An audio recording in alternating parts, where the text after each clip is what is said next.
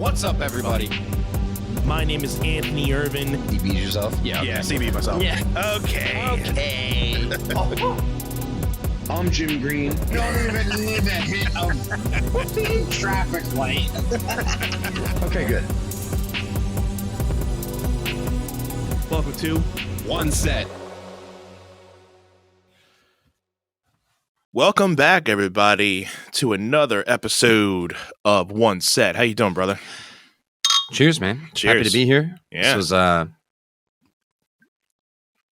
definitely not planned. A little impromptu, live, in-person one. Weren't playing this, but it kind of ended up just being like that tonight. You were in the area, so I'm like, just scoot over instead of having to go back home and we'll do a virtual. Let's do it right in person. Yeah, I mean, my older sister lives like pretty much right down the street from you. So, Yeah. I stopped there after I got done teaching tonight, and the Eagles were playing. Cheyenne was over, so it was Nice. like easy. I just stopped in over there. I was like, all right, well, let's see. I was already thinking it when I was pulling up to her house. I was like, Yeah. I should just pop right over. And then you were like, dude, since you're right there, you're more than welcome. And I was like, this is just the stars all aligned. It was perfect. I was thinking the same thing. I'm perfect. like, all right, you're at Kim's. I'm like, you're literally right around the corner. I'm like, all right, it's got to move a couple things around because over the weekend we started, getting a lot of the baby stuff around. I mean, obviously you could see a lot of the baby stuff in this room. Like we started getting out the crib and everything else to try to get ready for baby number 2. And, so I had to just move a couple things around down here, but I'm like, it's not as much as I thought. I'm like, all right, let's do this. I said, hey, if you're not going to like pass out after the game, head over. We'll do this episode real quick. Nah. And, yeah, like I said, because we were trying to decide Monday or Tuesday, like I was like, all right, well, I'll be home before 9 Monday night. And Tuesday night, I'm like, I'm not even getting home until like 10. Right. And I was like, Eagles are going to get done early, so let's shoot for Monday. And then I wound up going to Kim's. Mm-hmm. And then Eagles game ended at like 10:30. And then which was really nice compared to last Monday with the other game, which, I went to like 11:30. It was like almost 12 o'clock. It was like a 3.5 hour game. Now, I think half of it was the Nick Chubb injury that really took a lot of that game, with a lot of the injury. So, I mean, we understand. Yeah. But, yeah, like for it, I think it started like 8:15, 8:20 and last week. Yeah. Yeah, it was like 8:20, I think. So and usually like they get done 10:30, 11 o'clock. So it ran about an hour over, which, like we were saying, it was like almost 10 o'clock and it didn't even get to halftime. It was just getting to halftime. Yeah, it's still wild to me. It was like maybe a year or two ago, and I looked up how long, like what's an average NFL game, and it was like 3 hours and 15 minutes, but there's only actually like 13 minutes of gameplay, and I was like, what? Yeah. But it's because the clock's running down the rest of the time. Yeah. Right? Usually, like, unless, like, the ball goes out of bounds or there's, like, a personal, like, foul or something, that clock's rolling, Yeah, and that's, it's kind of the wild, like, concept because, like, baseball, they're, with the pitch clock, like, that's... Yeah, they're starting to get certain timing. Yeah, like, that's, like, 2.5. Now... Granted, if there's innings that wind up going long because like the pitcher can't get out of their inning, like that's when the games stay long and there's no way around it. Yeah, exactly. Yeah. Right. But I mean, like I think basketball and hockey are basically evenly timed. I mean, they have their timeouts and foul shots and basketball and things like that. Like for basketball, with like the last few minutes of the quarters and like everything, that's where like 5 minutes can be like 15 minutes. Yeah, sure. Especially like at the end of the fourth quarter, if there's like 5 minutes, the game's really tight, you're getting into foul trouble and you're getting a lot of different things like in there. Unless it's like a blowout, then the clock's gonna be rolling. But if it's a very close game, 5 minutes can take like 15-20 minutes at times, especially postseason. Yeah, like, absolutely. No question asked. Like those games go way longer because the end of the games are. You saw March Madness last year, like how 5 minutes can really take long. Yeah. Especially those games. I mean, it's do or die. Mm-hmm. So the 5-minute games like that, are, long and hold between. So I can't wait for next year's March Madness because last year we did like the poll last time. So we'll definitely try to do that again. And yeah, and that was like my first time kind of diving into it, and I was like, I don't really know what's going on. And, so at least then next year you'll kind of be a little bit more, understanding of it and like what to choose and how to do it. And even like I told you last year, I mean, I usually don't watch too much college ball. I just kind of know what teams are usually okay, and like you have to pick upsets, but you definitely have to pick like your upper seeds to kind of get in there. But then you have to have your upsets. But we saw a lot of different upsets that were like first, and I'm like, this doesn't usually happen. Bombs. Yeah. Bombs. Yeah. Like Yeah. this doesn't happen. Like you're getting in on like a great, because this never happens. I mean, Purdue got out in the first round. We're like, what the whoopsie? Like, like they had almost a 7-footer. I'm like, they're going to the championship and they lost to a 16 seed. I'm like, I mean, yeah, and this is my first year doing fantasy football, which tonight was like, well, this week rather, or this weekend, week 3 was my first like win. I was gonna say, we can congratulate your first win. There you go. Thank you, sir. Yeah. I mean, and again, I never really played because I was like, I don't know, and it's like you don't know how to do anything until you just dive into it. Yeah. Right. So first couple weeks I lost, and I just had like a couple players on that. I talked to my friend and he was like, let me help you out right quick because Kenny Pickett kind of really sucks right now. And pulled him out. When I did mine too, like I had to like for weeks just kind of pull people in, pull people out until I got a solid roster. Yeah. And then, I mean, have you traded anybody yet, or you just been working with the guys that are on your team? Just I'm going in for like edit, and it's like whatever my options are, I just pick whatever I think is like the best option to like replace them for now. I haven't like traded with other. Okay. No, yeah, I haven't done that yet. Okay, yeah, because that's what I started doing a couple weeks in. Like, if there was somebody available, then I went in and like tried to trade for somebody, and then before that, I was kind of just putting people in and taking people out until I had a solid roster of like guys that were like producing. Because then I kept, like you were saying that one time, you had somebody on the bench and they had like 32 points. You're like, I could have used you today. Christ. Yeah. And it's like, it's so unpredictable in fantasy because one week they'll give you 32 points and then, oh, cool, I'll put him in for next week because, I mean, he might go on like a streak. Next week, he's like 9 points. Yeah. They showed up to work like high, like, drunk, thanks. or half asleep. Like, thanks. I depended on you. You gave me whoopsie. Like, yeah, I mean, I've had a couple of really clutch players pull through for me. I mean, and Devontae Adams had a really good game, and he is not happy because he's like, look at all that I just did for our team. Now, when you're talking about hydration is not only for people training for championships and marathons. We're talking about daily maintenance people. Jim, did you know that 75% of Americans are chronically dehydrated? I believe it, Anth. I mean, honestly, in my line of work, dealing with teaching children and also dancing with adults my age, younger and older, I can almost tell based off of how well people not just perform athletically, but how we carry ourselves and how we communicate back and forth, our facial gestures and just our energy alone. I can tell when somebody's sluggish and they're sleep deprived versus they're just sluggish because they're a dried up sponge because they are dehydrated, right? Absolutely. And for people like me who are working the 9 to 5 and, for me gigging at night, proper hydration is definitely crucial to maintain function throughout the day and keeping yourself energized. And that's why proper functional hydration is essential. And who's going to give it to you? Liquid IV, because Liquid IV is the #1 powered hydration brand in America. Their hydration multiplier is the one product you're missing in your daily routine. I like to use it first thing in the morning. I've been doing a lot of workouts here and there, so I pop it in my water bottle first thing in the morning. Gives me a little boost of energy of what I need.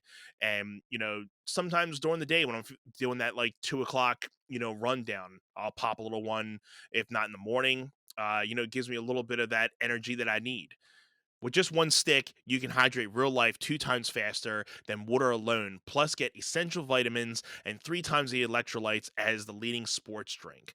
And not only that, Liquid IV comes in 12 delicious, refreshing flavors to keep your hydration routine exciting. Yeah, Anth, I mean, for me personally, like my day to day, I'll wake up and pop a Liquid IV just to get my day started and start off with proper hydration. And then I am like required to be physically active between the hours of like 2 or 3 p.m. until 9, 10, 11, sometimes midnight if I'm doing a backup gig. So I'll do another one maybe around noon, 1 p.m., and that'll keep me going throughout the day. And I just feel so much better. I don't even drink coffee on the regular like that because I don't need to pick me up unless if I'm like really just not sleeping much. And then I'm like, all right, get me that. I don't like to rely on caffeine unless I absolutely feel like I need it. Liquid IV does the trick for me. I don't know about you. Again, one stick with Liquid IV and 16 ounces of water hydrates you 2 times faster and more efficient than water alone. It contains 5 essential vitamins with 3 times the electrolytes of the leading sports drinks, and it's made with quality ingredients, non-GMO, and free of gluten, dairy, and soy.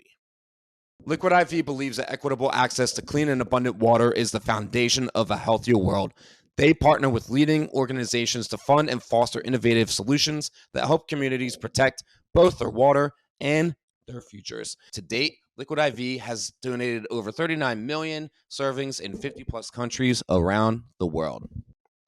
Yeah, man. Real people, real flavor, real hydrating. Get 20% off when you go to liquidiv.com and use our code 1SETPOD. That's 1SETPOD and at checkout.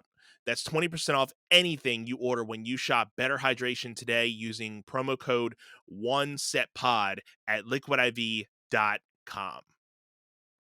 Have you ever wanted to start your podcast but didn't know where to start? The One Set Bros are here to talk to you about Zencastr.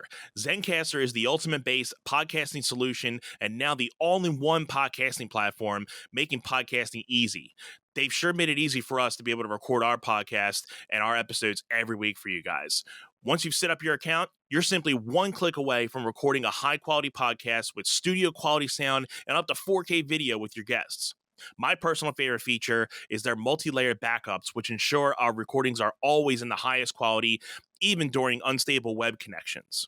And if you thought you needed multiple tools and services for your podcast, Zencastr's all-in-one podcasting platform allows you to create your podcast all in one place and distribute to Spotify, Apple, and other major destinations.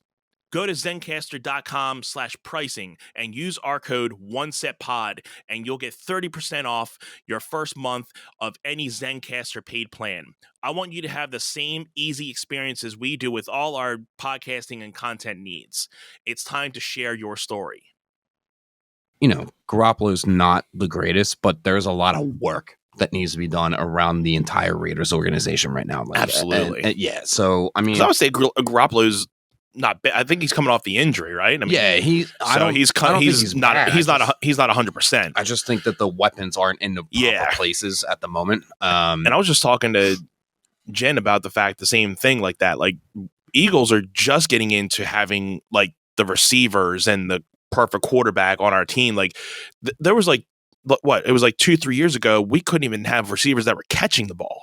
Yeah, I mean, it's wild to me that like under like the Carson Wentz regime, how like we started hitting our stride. And then obviously he went out, Foles stepped in, they won the Super Bowl. It was wild to me how they dropped off after they won the Super Bowl. Right? Yeah. And it did.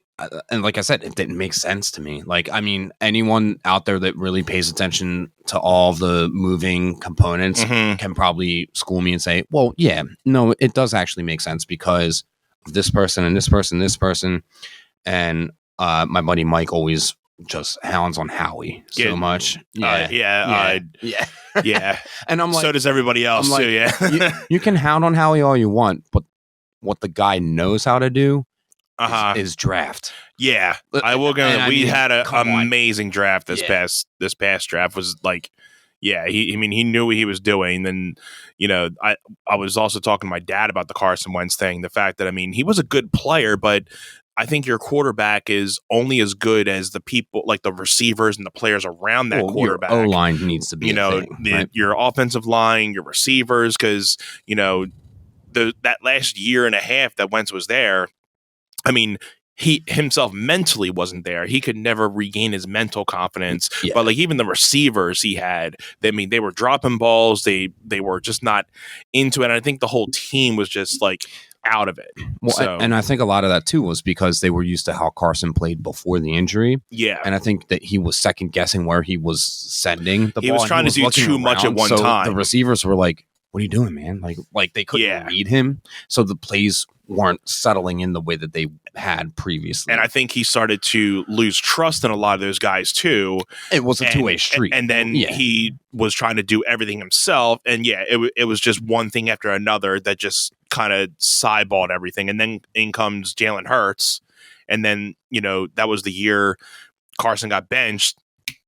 In comes Hurts. And he had a good game or two, but he wasn't like he was last year, his breakout year. Yeah, they were swapping him in and out with Minshew.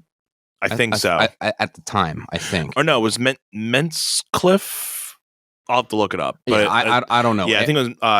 It was one of their other third string quarterbacks. Yeah, the year after we won the Super Bowl and the season got kind of not great. I was like, all right, we expected them to stay in a solid stride, maybe not win a back-to-back Super Bowl. Yeah, we at least made it to the playoffs. Things just started falling apart, and I was just like, what? Why? Right. And then I watched here and there, but I also wasn't invested at the same time. Mm-hmm. Yeah. And I think with the not Devontae Adams, Devontae Smith and DeAndre Swift. Swift and with I keep on thinking Adams, but AJ Brown, getting him in here. He had a couple close calls tonight. Yeah, so I think we have a good round of receivers that are going in and out, and it's still too early in the season to really start making Super Bowl things, even though they are one of the 4 teams that are predicted to win the Super Bowl, which I looked on FanDuel Sportsbook. If you bet $100 on the Eagles to win Super Bowl, you win $700. As of right now. Yeah. So I think they're plus 7 or plus. I'll have to check in, but I think it was plus 600. Yeah, to be honest, I still don't. And for a math guy, I still don't understand. I'm just cranking numbers at you. I really don't know what. Yeah, I'm not an expert at it, but I know it has to be something decent. If you're putting in 100, you're getting a couple extra dollars back. Because I hate when you're putting in $10 or $5, oh, you're gonna win $2 out of this. I'm like, then why am I spending more to get less? Right. Right. So I have to do more research in the betting. If people want to, school us on the sports betting, 101, leave it in the comments for us for these 2 jabronis here. Yeah. So yeah, I've had a couple people try to explain it to me, and I'm like, I need to see. Probably on paper, throwing out how it makes sense, make it make sense, right?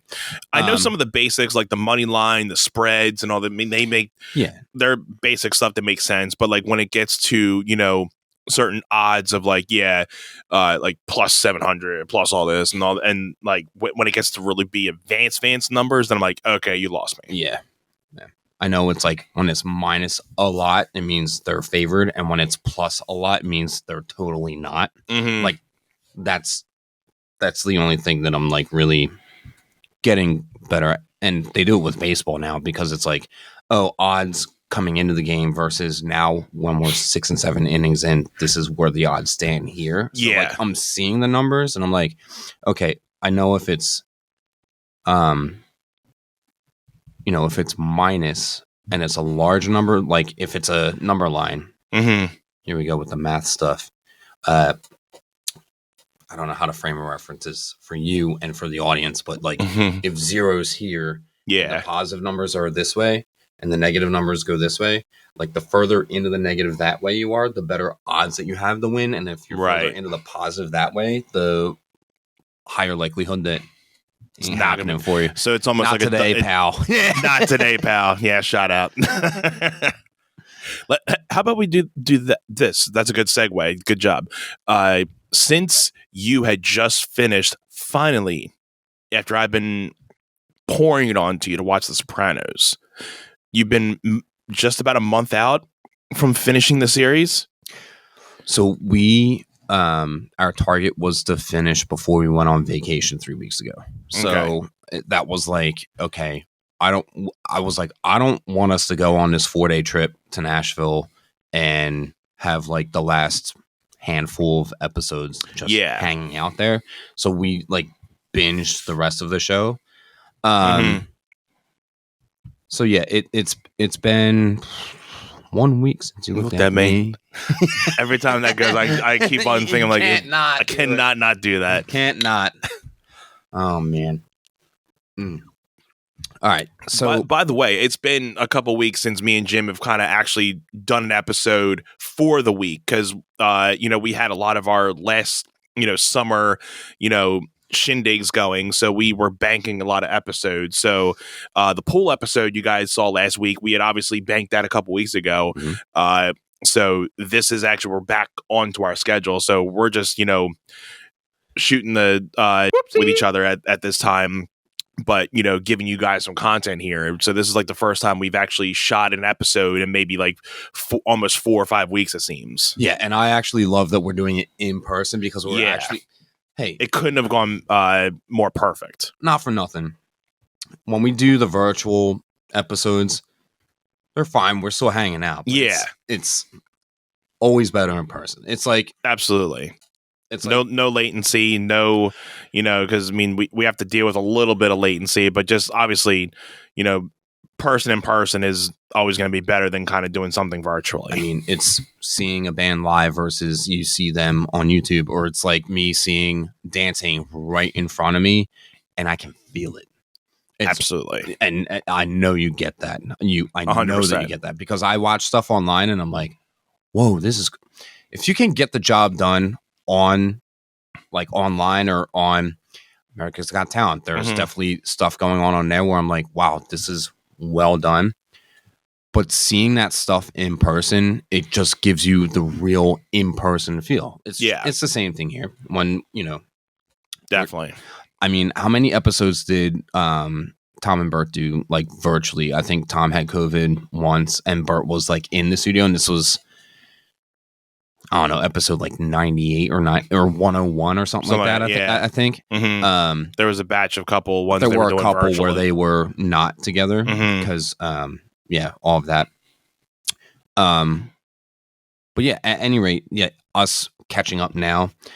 It feels like it's been a month since of like and it's you were away, I was away. I rolled into like my new schedule that I'm like just settling into now. You're back to work in like your regular routine, but you're also gearing up for all of the things that are coming up in the next, like starting to just really get settled because we just started realizing we have just about a little over 100 days left. So we're like, yikes. Yeah, we got to get some stuff done. Yeah. I mean, do you have like Halloween planned out already? Like, do you know what, like you and... He just got his costume this week. Cool. I'll tell you after we get off here. Yeah. But so you'll like it. I'm pretty stoked. Nice. You have that ironed out. And then, dude, it's Thanksgiving, Christmas, New Year's, and... Yep.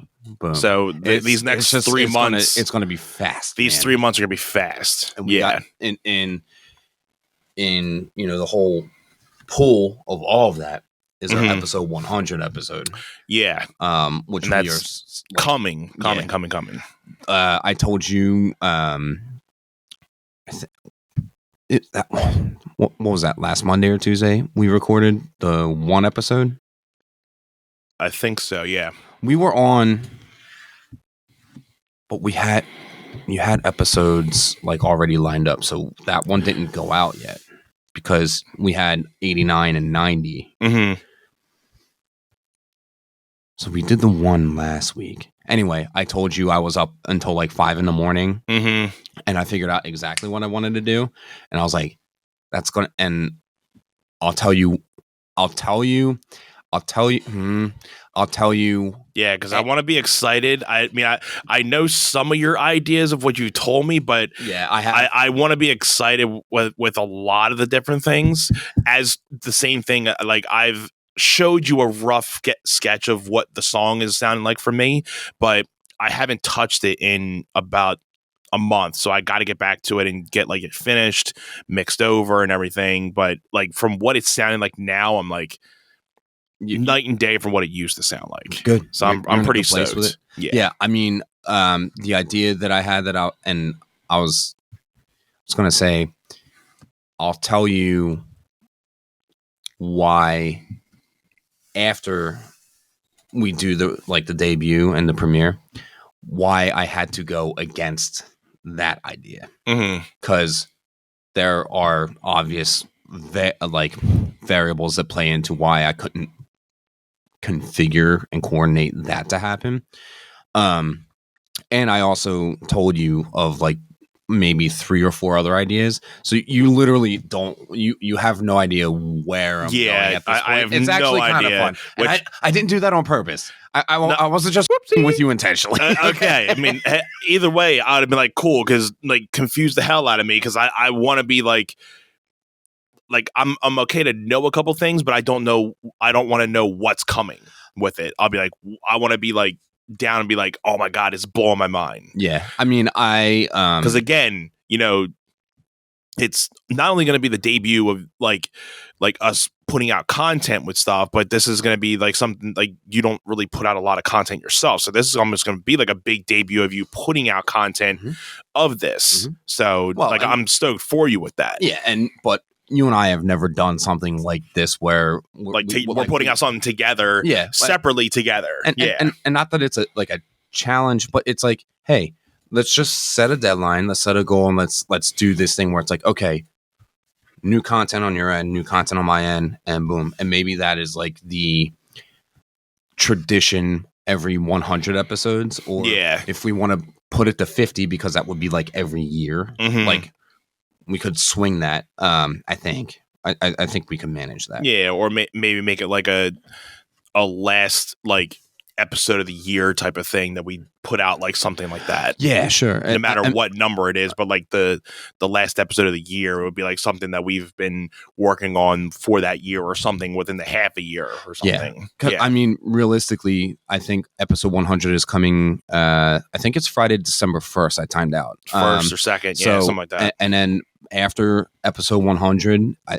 think the month of December we're already going to have like kind of cooked up. And then January, I mean, the start of next season is going to look real different, because you're going to be a little MIA for a minute. Yeah, it'll be a little up and down, but we've talked about this. Like we're going to finesse it so that because I know, like watching Tom and Bert, and Bert being gone for so many episodes, or Tom, so it's nice when they have guests on here and there, but like when one of them is gone for so long, the episode, like the shows just don't feel, they lose a little bit of the feeling to them. So when there's a little bit when they're back together, like what they are now, it's like, okay, it's the nostalgia's coming back a little bit. Yeah, the spark is gone a little bit, but and it's fine in moderation. But then when they do come back together, it's like, oh, whoopsie, yeah, Tom and Bert are back together. Boys are back. Yeah. So, but no, wanted to get back to. I know Sopranos, we kind of did a little thing, but yeah, I knew where we were getting to. My thing was the fact that we do a lot of Game of Thrones talk here too, and now that, and I'm not sure if you can make this kind of answer because you've only watched it one time over. But what do you think, like, between Sopranos and Game of Thrones? I know you watch Game of Thrones a lot more than Sopranos, so I can't really put that on you to say, like, which one do you think's better? But I'll probably say, like, right now, what is your overall thought of Sopranos being, like, I understand why people are saying it's one of the best HBO specials or series, like, probably next to Game of Thrones. All right. So give it to me. And this will probably not come as a surprise to you because along the way I would make comments about certain characters. Mm-hmm. With Game of Thrones, with Game of Thrones, I felt like because there were so many characters and houses and things to watch and like understand and wrap your brain around, it was a little easier if there were characters that we were clearly, as an audience, supposed to not really like or really dislike a lot. That we could kind of put up with it. Yeah. And say, okay, well, this scene will last so long, unless if it's like Battle of the Bastards, where it's like, okay,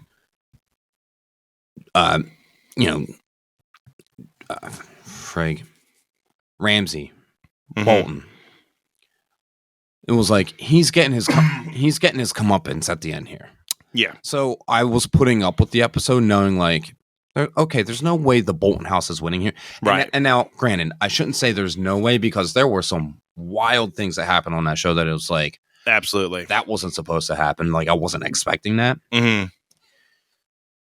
So I had a very large distaste for Olivia and Janice so bad. To the fact when there was an episode where they weren't in it, I was like, thank God. Favorite episodes right there. So every time that they showed up like on camera, I was like, this better be quick.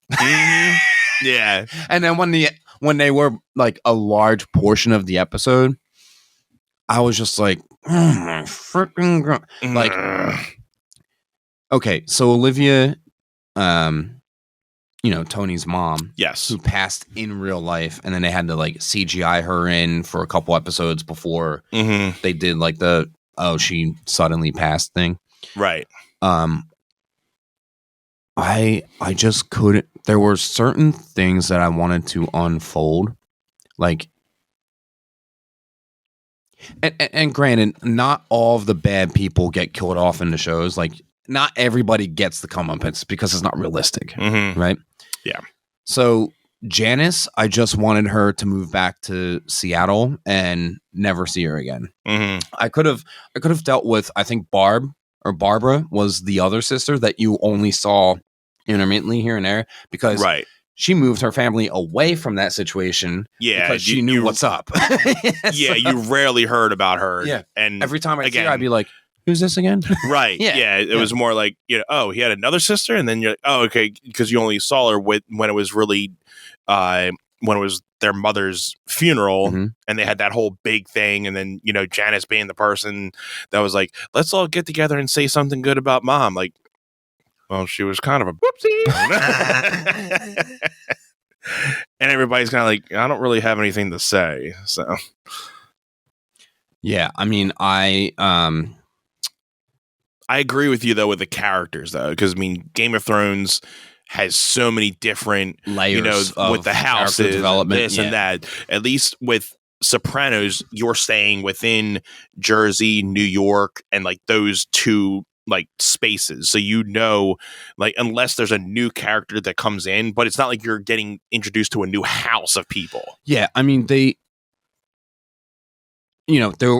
were a lot of characters involved, but it wasn't so busy that you couldn't keep track. Exactly. Like with Game of Thrones, I feel like there was so much. Lasagna, so many layers.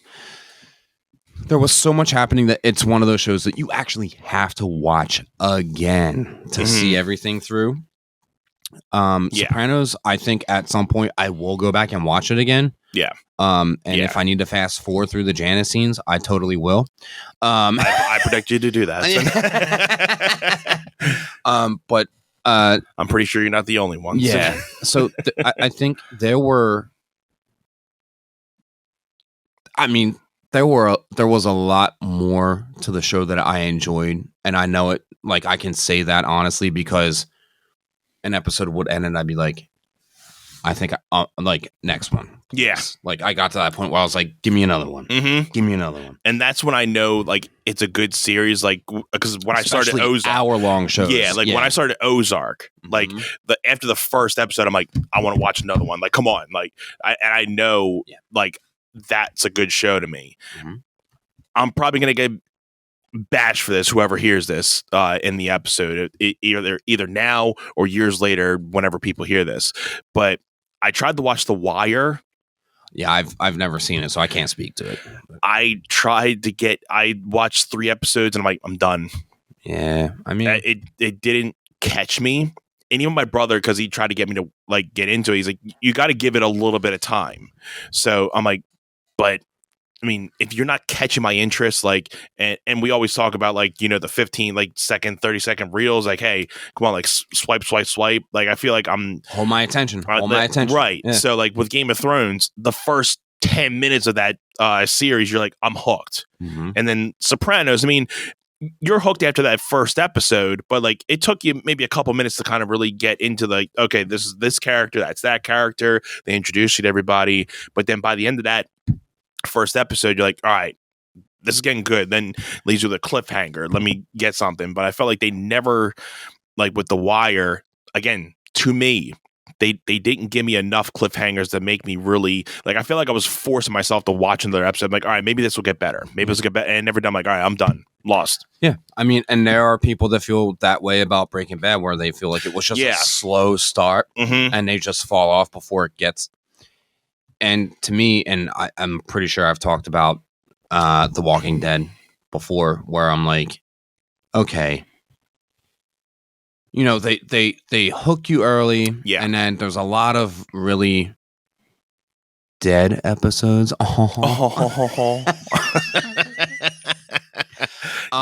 Yeah, but I just feel like that show to me was so like up here, and then ooh, and then and then, oh, and then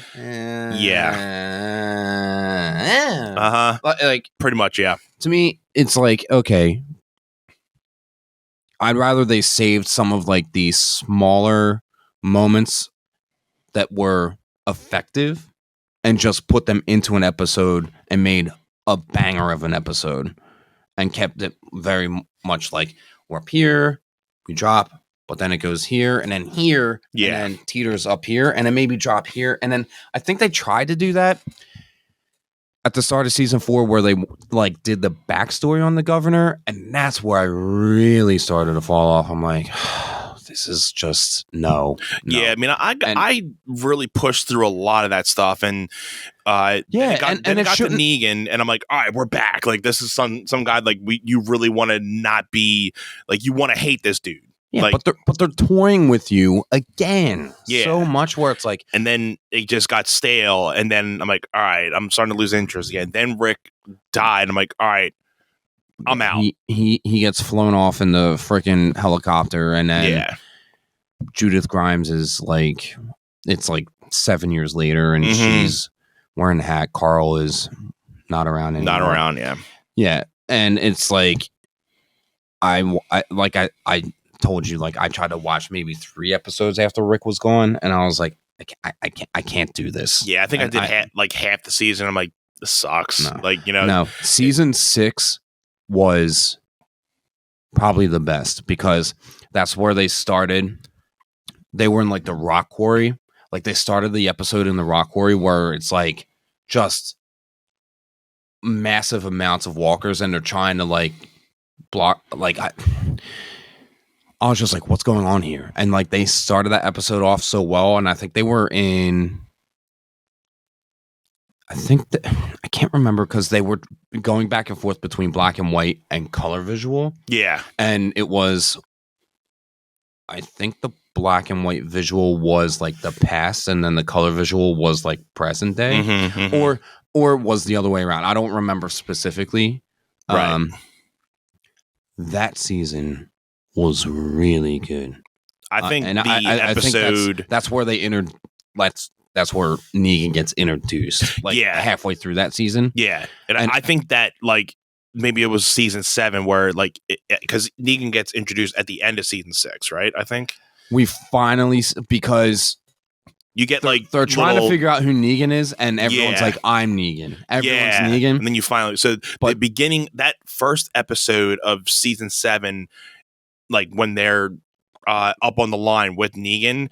That whole episode, like you feel like you're in a blur because you're like, what the hell is happening? Yeah. Because then you get the 2 kills and you get Rick being toyed with Negan, and you're just like, everything's like going so fast, like whoa. And it was like, that 1 hour episode felt like 15 minutes because there was so much like, what the hell happened? Yeah. The season 6 intro and basically all of that season to me, I'm like, wow, they really got it done here. And then we get the season 7 episode 1 with all of that, and then I don't think it got slow middle of season 7 too much, only because like the intrigue about like the Negan Rick conflict was very like, okay, what's happening next? And what's his name, Eugene.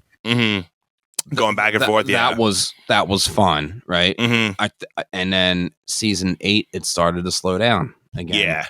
And at the end of season 8 was when Rick leaves, and then season 9 was what I was just saying. I think I got 2 or 3 episodes in tops, and I was just like, no.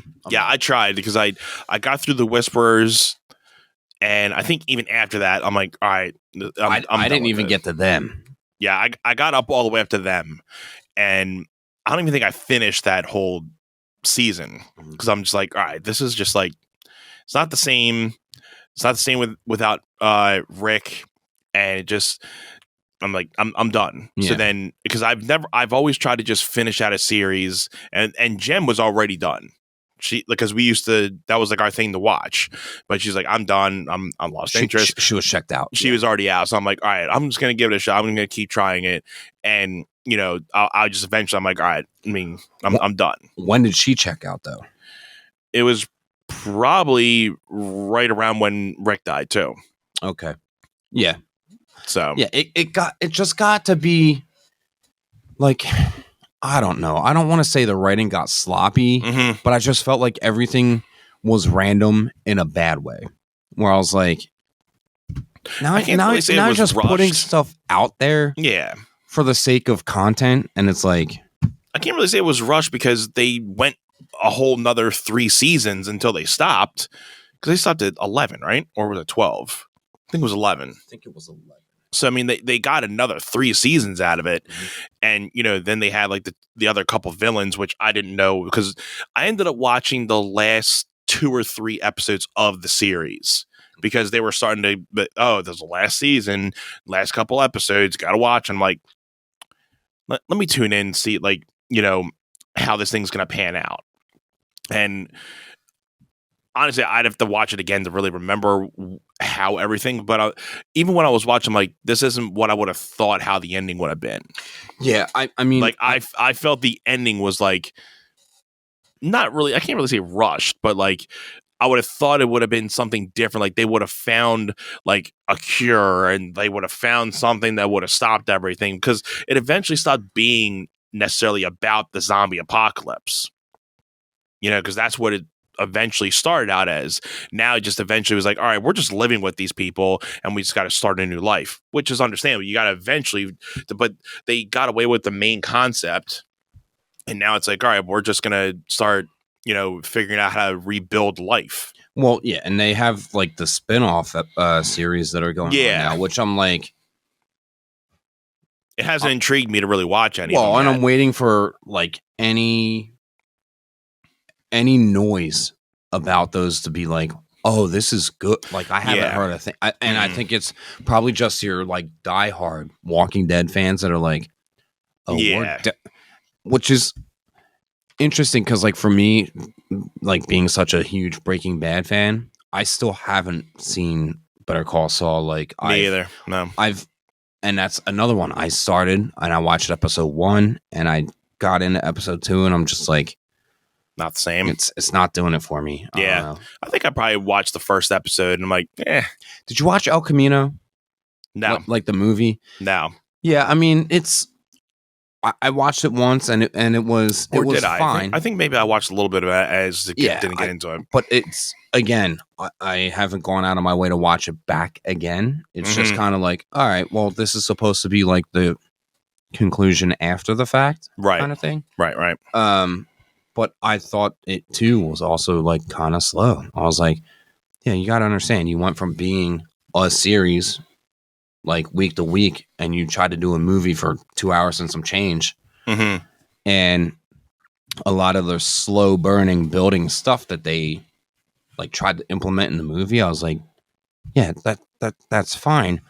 But it's like I was talking about with Walking Dead earlier, like you can't just bring me here and then drop me to here and keep me here or give me like little teasery for too long. Like you got to know how to spike it at the right times. Right? Yeah. I think the Daryl spinoff will be pretty cool. Well, I'm thinking that might be one of the ones. I mean, if I see like reviews of like, oh, you might want to check this out, I might check that out. I know the who doesn't love Daryl? I know the Negan one with what's her name?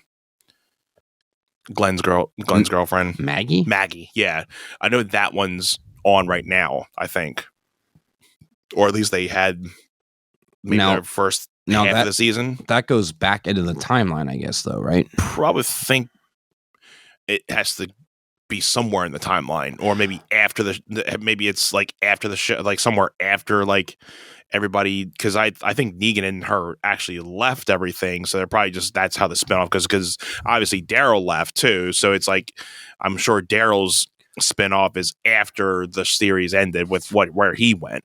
Yeah, except I heard one of them died, so that's why I'm like, I think that the one who with in the Maggie and Negan one. Yeah, sorry, spoiler alert, everyone. I heard Maggie actually gets killed off like season 10 or 11.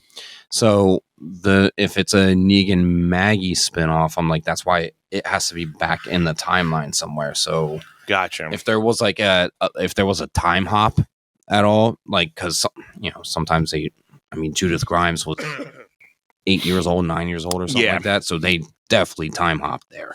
Yeah, I haven't really gone into much of the storyline with where they're going with it, but yeah, I mean, I would think either that show, maybe I'll check it out eventually if they get back into it, and maybe the Daryl one I'll check, or even the Rick and Michonne one. They're saying there's going to be something with those two coming. That one I might be like, okay, I'll see how they got back, because they, again, spoilers, it's been out for a little while. They kind of give you a little bit of thing about how they got back together. Well, so because the end of the series entirely is like Michonne receives a note from Rick, right? Yes, and then they do, like, I have seen that on YouTube. He like writes to her, and then it's like his monologue while she's standing there reading it, and they're doing all of the they're doing the montage of like all of the people throughout the series to like close out the series at the end. But which I did like that. I mean, it gives like a little montage. It was like, a little closure for the time being. Yeah. Mm-hmm. But like a show with the two of them, obviously, I think people would 100% tune into. Absolutely. Right? Absolutely. People are obviously not great with him having left. Yeah. So they want to know what happened with, when he, got flown out after the helicopter. So hopefully they give a little bit of payoff to insight, where, like how he, lived and got up to that point, So. Right. Yeah. I mean, circling back to Sopranos, I could for sure watch it again. I think James Gandolfini was just awesome. I mean, Yeah. As much as there were moments in the show where I'm like, yeah, maybe you shouldn't do that, buddy. I was like, they portrayed him as a very realistic human being. Like and when I say they portrayed him, I mean, he understood the assignment and he did it, right? Like, Oh, yeah. So like his character as like just your Italian father in the mafia, like you had a wife and kids, you had a Gumar, you had your buddies that you did your underhanded illegal work with, right? Yeah. I think honestly, it took me until his first kill in season 1 for me to be like, okay, now we're getting somewhere. Now what you got to do is, since you've watched the series, you got to watch that. We're gonna go back to New York. We're gonna go back and watch that. Yeah. Now that you have a little bit of idea of like the characters, because obviously, and I won't give away too much. I'll give you like a little bit of the backstory, like where it's coming from. Is it's basically going off of Chris's father. Okay. So that's the main, and then Tony's father, Johnny, because they were both linked back then. And then you have Uncle June, he's in there too. And then you get young Sil, young Paulie, young, like all like the older Meg dudes, like they're all like their younger selves in there, because at the time Uncle June, called Voltsani, Chris's father. Yeah, they're like they're guys the head in guys that there. time. Yeah. So they're all running stuff in Jersey at that point. And, then you'll kind of get into the point of like, they do a lot of callbacks to the main series. And then you'll see like, okay, I remember them talking about this in the series, and then they're paying this also. That was cool. I wish they would have picked it up for another, because it's just one whole thing. It's not a series. It's a movie. So it's a whole movie. I wish they would have had another thing, because and again, I'm not going to spoil anything, but it definitely leaves you like, okay, I want more. Well, if there's a gap to be had, they could always fill it in. Yeah. After the fact. So I know it didn't necessarily get picked up, but for another additional. But that doesn't mean that nobody ever will, though. Doesn't necessarily mean that it won't. Right. It's been, I think, 2 years, year and a half since it aired. So it's still within the time that somebody can pick it up if they have the right people, the right money, and the right amount of people. Because, James Gandolfini's son was playing Tony in there. Oh, I didn't know that. So so that's his son that's playing Tony. Nice. So that's perfect, because you get the same like young Tony in there. So it is real. I thought it was good, but I just wish it would have got picked up. So hopefully they get it picked up. So that'll be something you guys got to see. I mean, did Cheyenne see it already or no? No? Okay, cool. So that'll be something you guys got to say. Yeah, at the very least, that's something I would even want to watch it again, because I only watched it one time through. So I would definitely want to watch it another time again. So yeah, I mean, we're coming up on Halloween season, which is her favorite. And when we first got together, we just started generating a list of movies where it's like, have you seen this? No. Add it to the list. Like if one of us have seen it, or if there's something that we've never seen that we want to see, it's on the list. And we just have a giant list, and we've barely made a dent in it. And it's honestly because neither of us really want to like sit and watch a 2-hour movie anymore. It's just the way that we're conditioned now. I think we've talked about that here before too, where it's like, I mean, Game of Thrones, Sopranos, where they're hour-long episodes. Absolutely. Versus like Modern Family or The Office. They're 22-minute episodes. It's like, oh, I can put this on, and then 3 hours later, you're like, oh man, I really just binged 9 episodes. Yeah. But it's because they're telling short stories in one episode, and Right. it just keeps. It's like The Office, you know. Yeah, it just keeps 20, everything- 30-minute episodes. You can go through a whole season in one day. Yeah, You know, Yeah. so Yeah.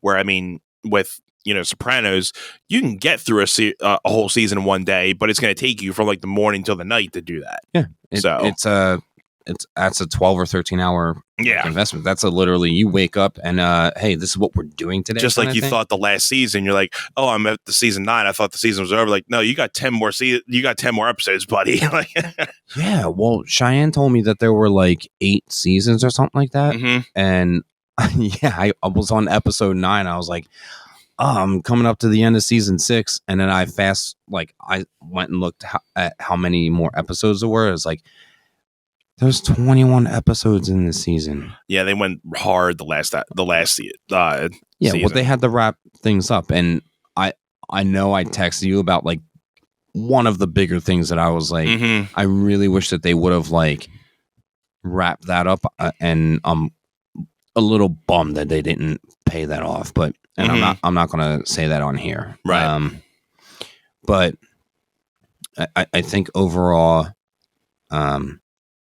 they did a great job, because there were definitely moments in the show overall where I was like, oh, I thought that was going to go a different way. Or, oh, I definitely didn't think that was going to happen. Or, yeah, I thought this person might die, but I didn't think it was going to be like that. Right.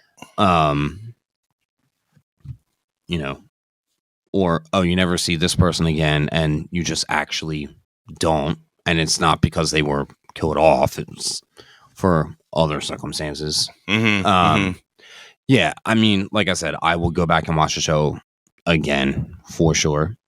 Because I would definitely like to see like your thought on like what you think is a better series, like Sopranos or Game of Thrones. Because I can't really have you answer that when you've only watched the series one time. When we've had a lot of experience with Game of Thrones, and you've only watched Sopranos once, so you can't really answer that right now. I'll honestly say that I am better with how the Sopranos ended versus Game of Thrones, because I will agree with that. I have dogged on the ending of Game of Thrones through and through, and I've had a couple of like friends, colleagues of mine that I've talked to that are like, for what it's worth, like they had to wrap up so much in a short amount of time, and like, you know, it's really not that bad. And I was like, to each their own, but yeah, for as invested in the show that I was, and when I say as invested, I wasn't invested from the beginning. Like, I have family that had watched it since season 1,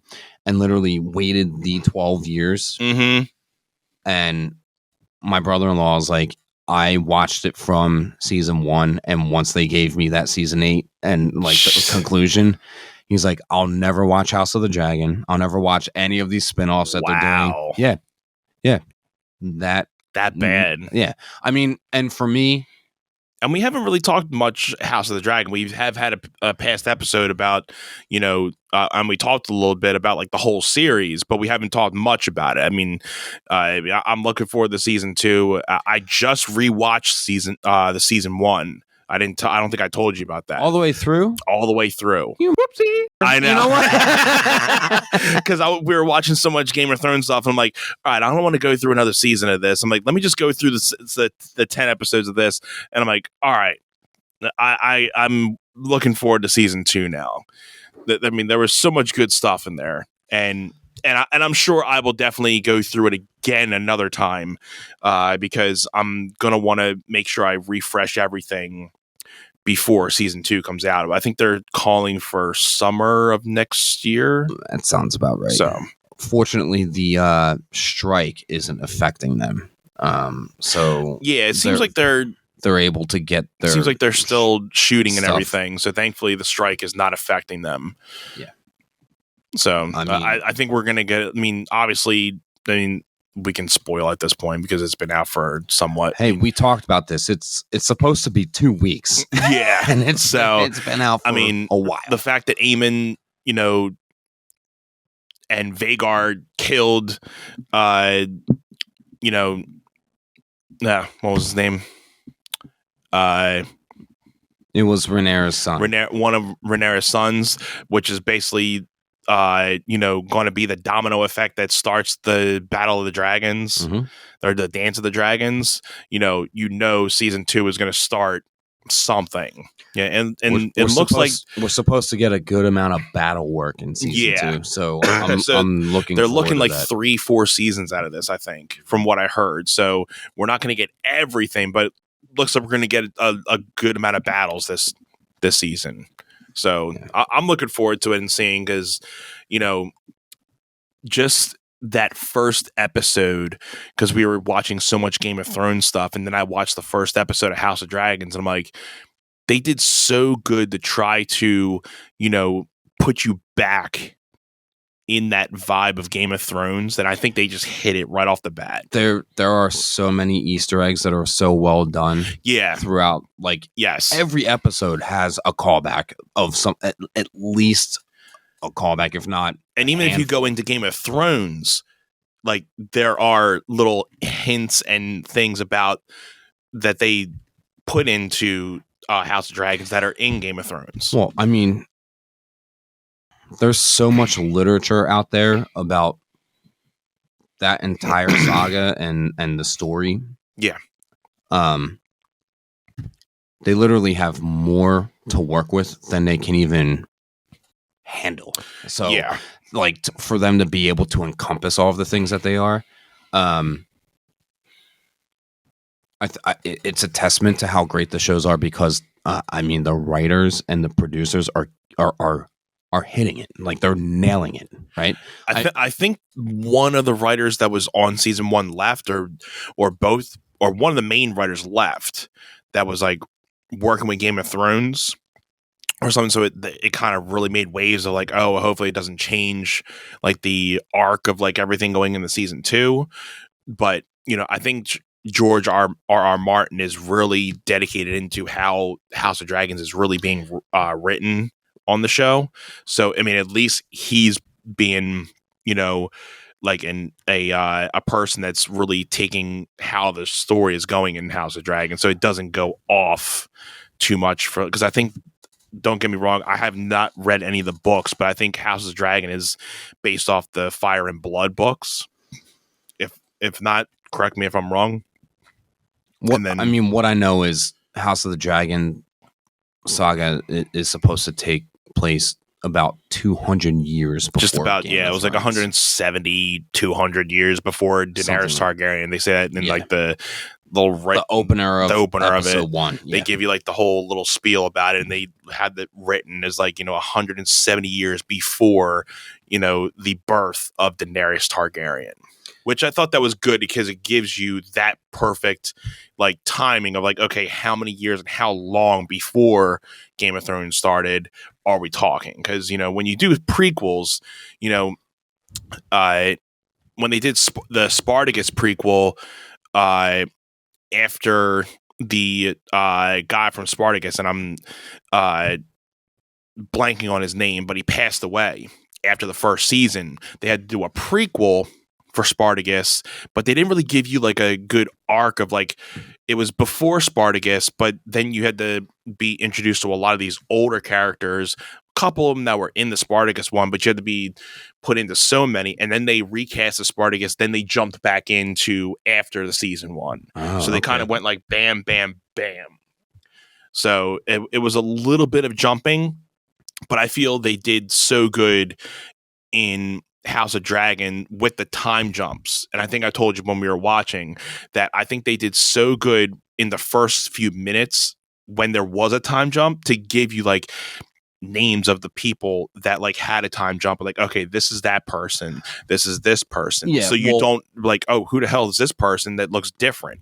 So like, who this person is being called, because either they've grown up a couple years, or you haven't watched it back a second time. Because I know me, like a lot of other people, were getting pretty confused about the time hops, because it was like, I think the first 4 or 5 episodes, it was like, I think the first it was 2 or 3 episodes were basically in line, and then I think it was after 4, and then they did 5, and that's when Rhaenyra's character changed. Yeah, that was the first. That was the big jump. That was the first big jump. Yeah. And then they did the kids. It was the kids an episode or two later.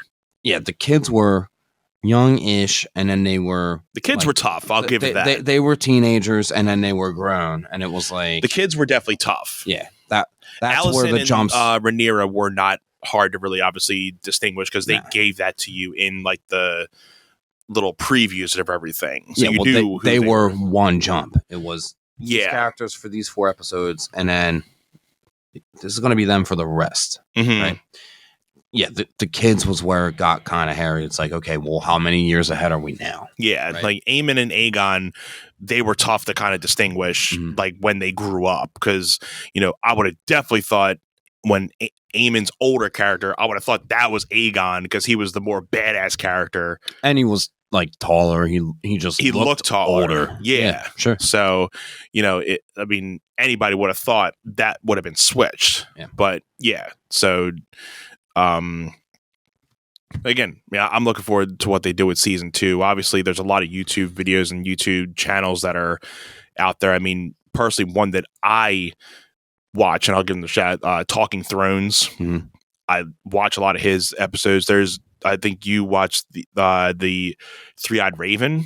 Is that their YouTube channel? No, I actually Emergency Awesome is the channel. His name's Charlie, and he covers Game of Thrones, MCU, Disney Plus series. Like, he does a lot of stuff. It's like that's like what he does. Like, that's I think there was another YouTube channel called Three-Eyed Raven. Yeah, that did some Game of Thrones. So yeah, shout out to them as well. I mean, those 3 are like really good at giving you like updates on the House of Dragon stuff, and even when we were doing the last season of Game of Thrones, they were really good at giving you updates on like even after you watched the episode and you read like the after episode thing of like giving them the little explanation. Those YouTube videos help to kind of break down and give you like a 20-minute video of like, okay, this is what happened in this scene. This is what I got out of it. This is what they're thinking. So for somebody like me, who was very like big on like at first not really taking the dialect too seriously, after we got into it, then I'm like, all right, I know I need to really pay attention to those little things because they get, especially with their language they speak, you kind of have to, speak. It's almost like speaking in tongues with it, but you kind of have to break down a lot of what they're saying in there. Yeah, I think which is something you didn't have to worry about with Sopranos, right? It wasn't too deep into dialect. Yeah. You kind of knew what was going on. You could walk away from it a minute or two and get back and you could still understand what was going on. Like, I felt you couldn't really walk too much away from the episodes in Game of Thrones and go back and like, okay, what the hell happened? I gotta turn around. Unless something like physically happened in Sopranos, like there was like somebody got shot or somebody that got whacked, or like a scenario happened, then you obviously rewind. But if you're having a conversation, if it's like something like, you don't necessarily have to be like, you can understand what was going on. Yeah, and I think it's really it depends on our like perspective and preference on like entertainment just in general. Because, for simple guys like us, like we are entertained by things at face value. Yeah. Where it's like something like Sopranos, it's fine. It also, and I think this is where I was actually driving into. When Sopranos was out, people weren't sitting there with this in their hand while they're watching TV, right? Or sitting right next to them, right? So something like Game of Thrones or House of the Dragon, they're built to be complex so that you're not holding this in your hand. Yes. You have to put this down and you have to focus on the storytelling. Absolutely. If you're not in it, this will just steal you away from the screen and then you're not paying attention. Yeah. I mean, it's just like the way we're wired at this point. I mean, Game of Thrones definitely taught me to really pay attention to stuff like your that. second time around for sure. Yeah. Because your first time. But even going back around to Sopranos, like I was definitely more focused in on the dialect and like the storyline portion of it too. You're waiting for things to unfold that you know is coming, and you're watching how all of the story is like. Yeah. There has its weaving moments. There was a couple little things that I missed the first time because of dialect and like paying attention to little things that people were talking about. I'm like, oh, okay, that's why this person was not getting along with that person, or this is why this went down. And, you know, after like 2 or 3 episodes in, like, oh, okay, I remember them talking about this back then, and that's why that. So, you know, kind of getting more, you know, into, you know, listening to the dialect and knowing instead of just waiting for something to happen and be like, oh, okay, that was a cool moment. Instead of just waiting for moments, you know. Well, and again, something like Sopranos, there were plenty of dialogue moments and scenes that like got repetitive. Mm-hmm. I mean, his therapy sessions for me, I always like was in tune to them. And at the same time, I'm like, okay, so is this going to be a smooth, happy-go-lucky conversation, or is he going to get fired up again? Because Tony Rage? Yeah, Tony Rage. Yeah. So, I mean, it got very like that a little closer to the end, where I was starting to tune out, and I'd catch myself on here. I'm like, okay, like I'm waiting for the end of the show to And to be fair, I did binge the show. I didn't watch it week to week to week to week, like when it was first out. So different. Like I said, I think you did it at a good pace, unlike what I did with Game of Thrones. So, but Game of Thrones, again, a lot more complex in storytelling. Yeah. That's something where you can watch 2 episodes back to back, but like realistically, you should walk away to let your brain digest what just happened. Because otherwise you get into that 3rd and 4th episode.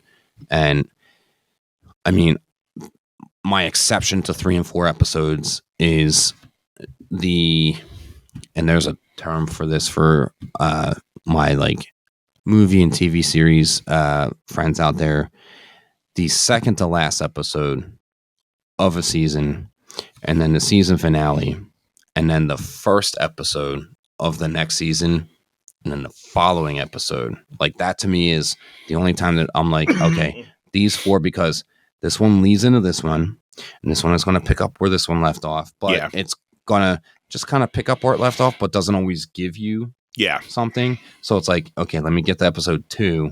And I feel like they kind of are like, well, welcome back to the show since you waited however many months, almost a year, maybe 2 to get you to here. And it's like, okay, that's cute and everything, but I'm ready for more. I will say in the last season of The Sopranos, and again, spoilers if you haven't seen it, after Tony gets shot and he's in the hospital, I felt obviously those first, he got shot in the finale, then going into the last season, it slowed down for me right then and there. So it did slow down a little because, you know, he had his, you know, out of body, out of mind like episode, and that kind of threw you through a whirlwind because they just didn't really give you the concept of like that he was dreaming, but you kind of knew it, but it was like, okay, this is a slow ass episode. And especially for a comeback episode, you're like, what the hell? I mean, you know, and then it led into season or episode 2, 3, 4, and then like, okay. And even for me, I'm like, all right, let's get out of this. So it didn't get into like the main beef of the season until halfway into it. You know, so it was more that was a slow. So the last season was definitely slow. It was a slow burn getting into the main portion of how the series ended. Well, and realistically, it was which you didn't need. I don't think they needed to like draw that out that long. No. They could have easily made it they could have cut it down to maybe 15 episodes instead of 20. And they could have condensed those 4 to 6 or 7 episodes into 2 or 3. Yes. Yeah, for sure. Sure. I think, I mean, because you weren't getting much out of it. You know, you were just getting, you know, Tony's in the hospital. Then you get, conflicts with Carmela and AJ, and then because AJ wasn't doing what he was supposed to do, he's just doing whatever he wanted, blah blah blah, and then you get this thing, and then business, and then it's like, okay, nothing's like happening, but something's about to begin, but you're like, come on. Christopher asks Tony, or not asks, but he winds up going off to Hollywood to try to pursue all of that, which actually leads to basically nothing, right? and here's Tony in the wheelchair looking like Stephen Hawking, like, yeah, pretty much. Yeah. And then Christopher's like, you gave me permission. He's like, I wasn't even me. I wasn't even myself. Right. I was drugged up. Like, what do you expect me to do? Yeah. Like, well, I thought you said yes. Like, all right, well, I'm proud of you. Yeah. I mean, that all just seemed like a freaking waste of time for me. And I was just like, all right. I mean, really, the whole end of the series took the turn when Johnny Sack died. Yeah, that was a big impactful. I mean, once that happened, that's when everything. So because you got Phil just going haywire. Yeah, Phil just because I was a big fan of Johnny Sack. I really liked his character, and I think he kept Phil in line most of the time because Phil was an old school guy, so he played a lot of old school things with everybody. But Johnny Sack was part of the old school, but was a voice of reason, willing to adapt to the new school. Like Tony was obviously part of the new wave. He had old guys with him, but they obviously were looking had to fall in line anyway. They fall in line with Tony and Uncle June. And again, there was always the conflict of like everybody didn't like the way Tony was working and the Sopranos were working. So and it was always going back between New York and Jersey and everything. And I think when I was watching as a kid, I didn't understand half the stuff that was going on. I was just like, I just want to see somebody get shot, holding it to face value. Like, okay, give me the exciting stuff. Yeah, sure. So after watching it, when I was older, then getting into the dialect, but then after like watching it, again, you keep on like getting something new out of it every time you watch it. Well, you have a mature mindset and way of thinking. You keep on getting an open mind with everything. And you're understanding, like you said, why the conflicts are leading to the places that they go. So, I mean, it was, I would imagine, I can't imagine even watching it in real time, let alone even right after finish, because I'm like 20 years removed from when the show was on TV, actually. And it's cool to see the things from, I think I saw that season 1 debuted in 2000. So like, yeah. But I think the show was supposed to take place. I'm sure you've seen the video of the ending before you saw the episode, right? No, I didn't. Never did? I didn't see the video of the ending. I just knew about the blackout. Okay, so you knew about the blackout. Okay. And I knew that people were not happy about it, right? And I told you too. Like, I remember it was my parents, me, and my brother. We were watching that episode like live like when it debuted, and Journey was playing. Everybody was going into the little Diner. restaurant, and it's like, "Don't stop!" Everything went black, and my mom's like, "What the fuck just happened?" Like, and we thought the cable went out, and then it just shows the credits. The end credits. We're like, she's like, "Oh no, fucking way!" Oh, burn. The one stepmom. The one stepmom. Yeah. I mean, yeah, like I said, I think, it was a great series. I mean, especially coming from it, because I'm always a big fan of the gangster movies, Goodfellas, Casino, Sopranos, Godfather, have you seen Scarface? Have you seen all of the Godfather movies? I haven't seen them all front to back. Okay. I saw the first one and the second one front to back. I've seen like a majority of 1 and 2 to know what's going on, but I don't think I've seen every like front to back every little thing, Mhm. but I think I've seen it enough where I know, my God, okay, I remember that part. You know, Yeah, I would actually. It's been probably.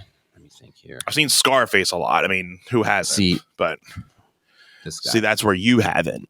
You've never seen it front to back, or you haven't seen it at all. I've only seen the end. Okay, I know the big ending. you know the scene. being ending Yeah, scene. Okay, Yeah. yeah, Say you got hello to to see my it. little friend. Yeah, you know Yeah. that part. Yeah, Yeah. you got to see that from the beginning, and just great movie. Top to bottom. Yeah. I mean, I'd love to go back and watch all of. I mean, Goodfellas. I know we talked kind of about it Yeah, along the way of me watching The Sopranos. But it's been at least 10 years since I've seen that movie. I mean, the Godfather movies, the first and second one, I saw maybe 5 or 6 years ago. yeah, And I watched them, I think the first one like one night and the other one like the next yeah. early afternoon Yeah, kind of thing. it's been a minute since I've seen Casino too, and Casino is such a good movie. Yeah, it's been a while, and I don't think I saw that top to bottom. I think I came in the middle or towards the end of that one. Yeah, no, there were a couple movies where I came in the middle, like my dad was just watching it, and Blow with Johnny Depp, really good. Not a mafia movie, but Right. I started that from like maybe a third of the way in to close to the middle, and then it's just a wild ride. It's really fun, and then I saw it had just started maybe 5 minutes ago. Not now. The next time I went to watch it, I was like, I want to watch this like now from the beginning to see like the intro. So I saw what led into. That's a good flick. And we'll talk more about that maybe off air. Yeah. Wow. We went longer than what we expected, right? Yeah. Well, that generally good. Same. tends to be the case, which is never a problem. We haven't seen each other in a little bit, like actually in this type of vibe. I mean, we've been talking, of course, but just being in this type of setting, it's been a little bit. And we did like the pool episode, and we did the episode on the deck, which actually wound up being 89 beforehand. But I feel like that was okay. You're coming over. Okay, we're getting set up. Okay, like we're doing the episodes. Like I feel like this was, just a casual, laid back. Like, hey, let's catch up. Obviously, you wanted to talk Sopranos, and. Wow, your basement looks great, man. You're getting ready. Yeah. And that's not a dig at all. No, I was gonna say, I mean, if it were up to Jen, she'd be like, I don't want him to see any of that stuff. Like, well, it's fine. I mean, it's not like I can't come down here, all this stuff. No. I mean, just we got a spot. It's all good. I always go back to that day you walked in my room when it was literally the day I got home from Vegas, and you walked in and I woke up and I was like, you're in my room. I was like, all right, no judgment here. Yeah, we're all good. And it doesn't look that bad. I've gotten a little better about keeping at least the floor space clean, and hanging some things up. But yeah, I think you came in and it was just me living in the room at the time. It's weird. I have a second person living in the room with me now, and it's actually tidier a little bit. Not bad. Making moves in the world, right? Always making moves, big moves. I cheers you, but we're out. You ain't got nothing, but we'll do an empty cheers. But yeah, little thing here. But yeah, man, it's been fun. Because we'll wrap it up here. But thank you guys for tuning in. This has been another set episode. Yeah. You guys know where to find us.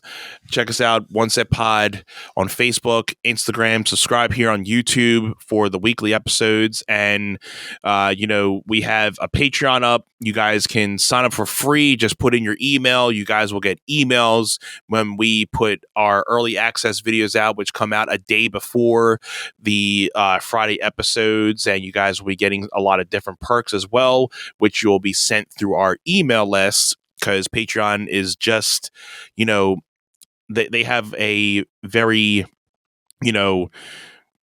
small thing about the free stuff. So we kind of give a couple extra perks to you guys for just joining for free. And, once you guys sign up, we'll give you more information about that. So along with the early access, you guys will be getting a lot of different stuff from us. So also, go to the merch booth. Geez, I'm this up. Go to the merch store and purchase some shirts, hoodies. We're getting back into the colder weather around on the East Coast here. If you guys are watching from other areas of the world, it's starting to get a little colder down here. So pick up a hoodie if you guys are in the area for us. And, we keep saying there's going to be some new merch, and I know we got to get that updated. So we'll be definitely getting that updated for you guys very soon. And, just send us a Gmail message. Let us know what you guys are thinking. Any type of topics you want us to cover. We'd love to hear from you guys. So it's been awesome hanging out with you, bud. And I love you. Bro, thanks for having me. And thanks everyone for tuning in. This is another episode of One Set. One Set.